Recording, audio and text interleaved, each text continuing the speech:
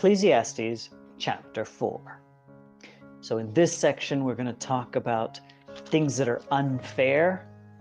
And at the very end, we're going to talk about how advancement in life or trying to become the boss of everything or a great king or leader is not really worth it and it's pointless. Verse 1. Again, I looked and I saw all the oppression that was taking place under the sun. One thing I might have forgotten to mention is that the term under the sun is just another way of saying, on earth. It's just a fancy way of saying on earth. And he's saying that he's looked and he's seeing all the things that people oppress each other on this world. I saw the tears of the oppressed, and they had no comforter. The power was on the side of their oppressors, and they had no comforter. And I declared that the dead and those who were already dead were happier than the living, those who were still alive, that is. But better than both, the dead or the living, is the one who has not yet been born, who has not yet seen this evil that has been done under the sun. Okay, so basically, the teacher is looking at this and he is going, I've looked at this world and I have seen all the horrible things that happen in this world. And I've seen how unfair it is to people, and that the poor, they're always being oppressed. Basically the poor, the normal people, they're being oppressed, and the powerful are the ones who do the oppressing, which is the wrong way, because the powerful, according to God's idea, are the ones that should be protecting the poor and the weak, and the powerful and the strong. That's what God wants. But here it's the opposite. So he says, it's better that people were dead than alive. And that's how bad things are on the earth. And he says, you know what? Not only is it better to be dead, it is even better if you'd never been born. So the one who has never been born, they are truly at advantage. And there's a couple of these better than statements I want to read through. It's kind of a thing that the teacher does. He likes these better than statements. Okay, so verse 4. And I saw that all labor and all achievement spring from man's envy of his neighbor. This too is meaningless, a chasing after the wind. So this is a very sweeping statement. He's just everything that is about advancement. So he is saying that everything that people want to do to get better, like people earning more money, people try to get promotions at work, all of this is because we're envious of other people. According to this, we want to be better than everyone else around us. That is why we try to get promotions. That is why you try to do well in school. That is why you try to do well at work. That is why people try to get money. It's all because of envy, of pride. People want to be better than everyone else around them. And he says, and all this is pointless. It's just chasing the wind, because it's all going to go away in the end. Verse 5. The fool folds his hands and leads himself to ruin. Better one handful with tranquility than two handfuls with toil and chasing after the wind. Okay, so here we have two little things going on. The first is the image of a foolish person.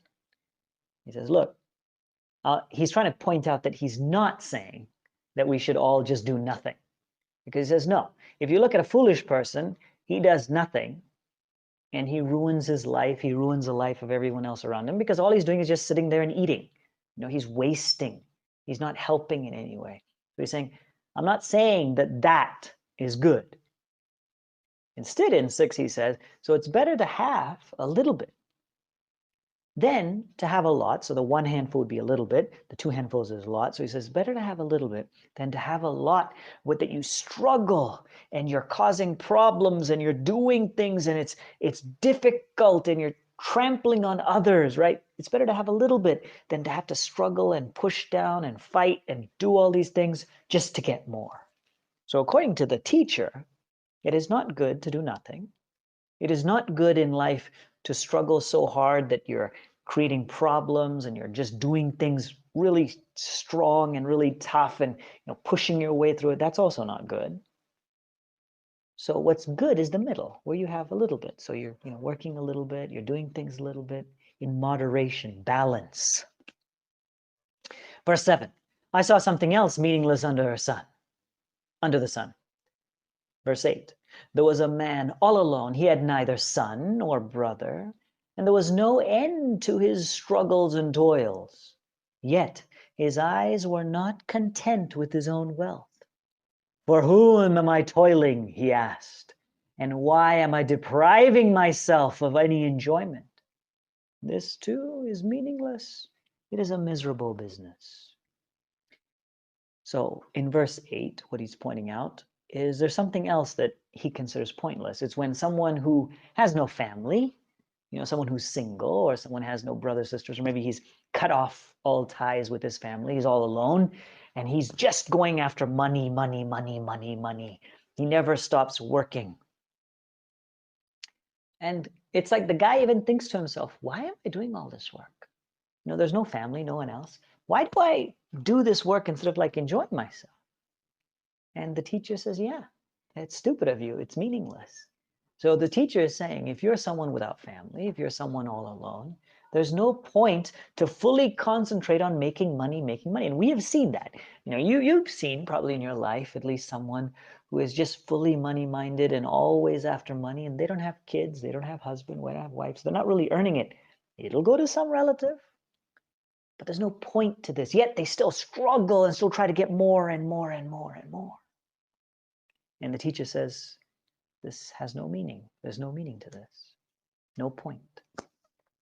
Verse 9, 2 are better than 1 because they have a good return for their work. If one falls down, his friend can help him up. But pity the man who falls down and has no one else to help him. Also, if 2 lie down together, they will keep warm. But how can one person keep warm all by themselves? Though one person can be overpowered, 2 will be able to defend themselves, and a cord of 3 strands is not easily to break. So this last section, he was, before this, remember, he was talking about people that are lonely, that are all alone. They realize they have nothing, but they just keep going after wealth. Now he points the opposite, saying, okay, that is what happens when you're alone, but look at the advantage to having people.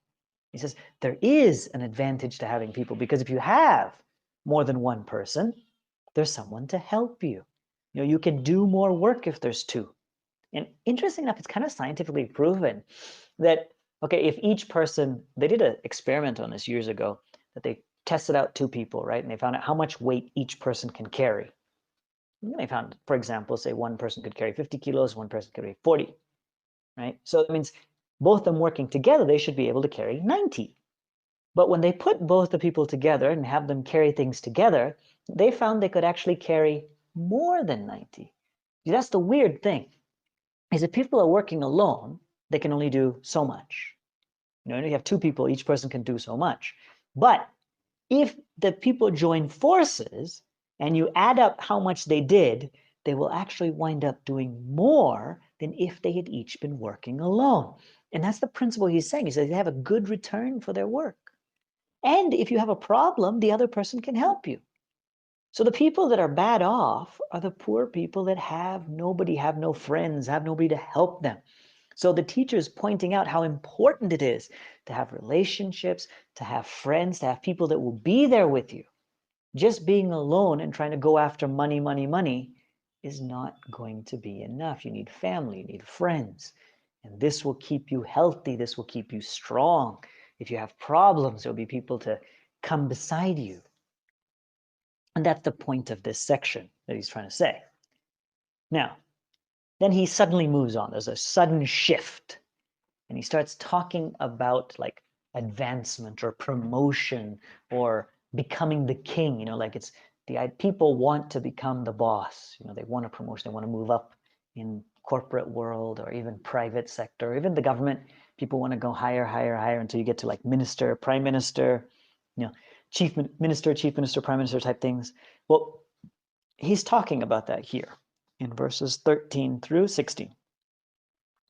So he starts out with a story. Now, the first thing I want to tell you is there's 2 ways of understanding this story. And we'll get back to that after we read through the story.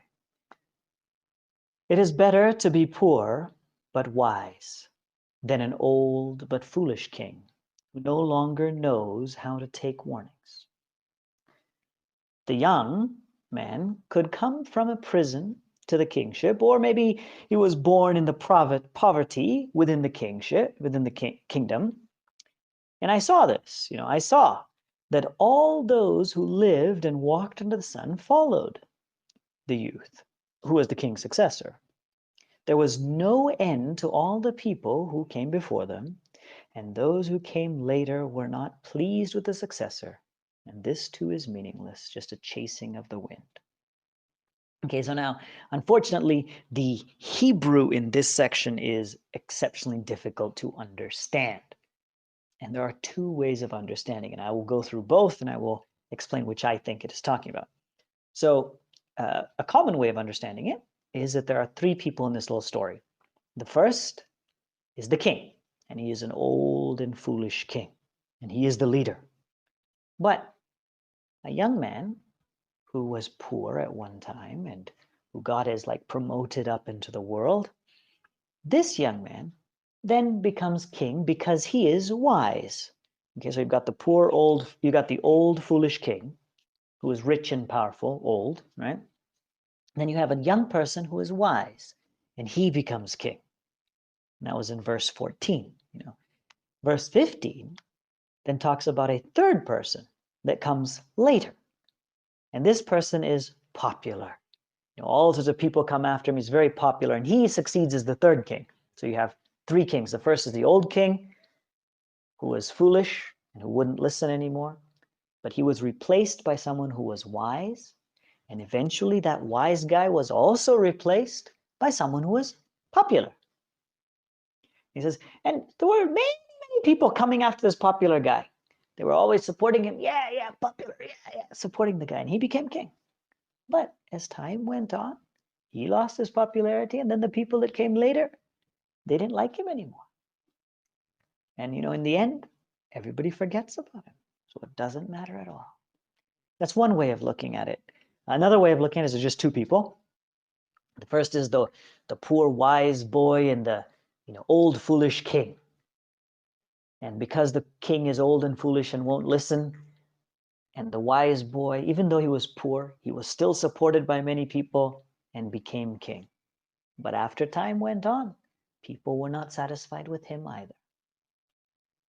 So I tend to go with the first one because it fits the Hebrew a little bit better, but both are possible.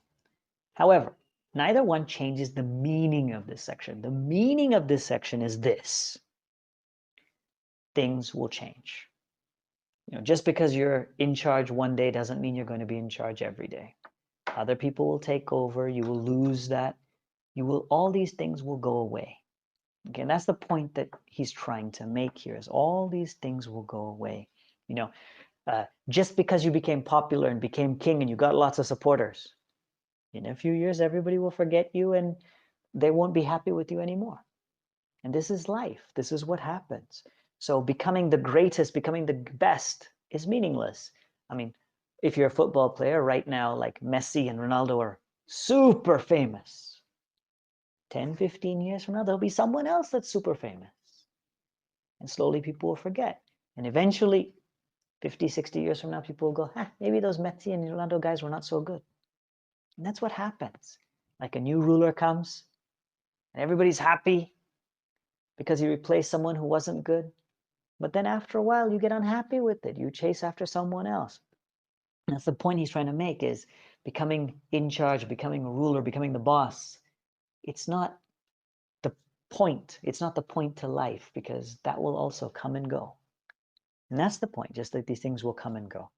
A tiny little aside, some people look at this as also pointing out that the three great things in life that people have, all those three things will also pass. And what they mean about that is age. Okay, some people become the boss because they're old, like in the government. As you stick around, the longer you stay in government service, the higher you go. So they're saying that even people who have become the leaders by age will be replaced, and that's true. Someone else always comes and replaces you. The second thing that people think gets you to become the boss, if you're intelligent, you're smart, wisdom, you're wise, And then that would be like the second guy. He was very wise and he was made the king.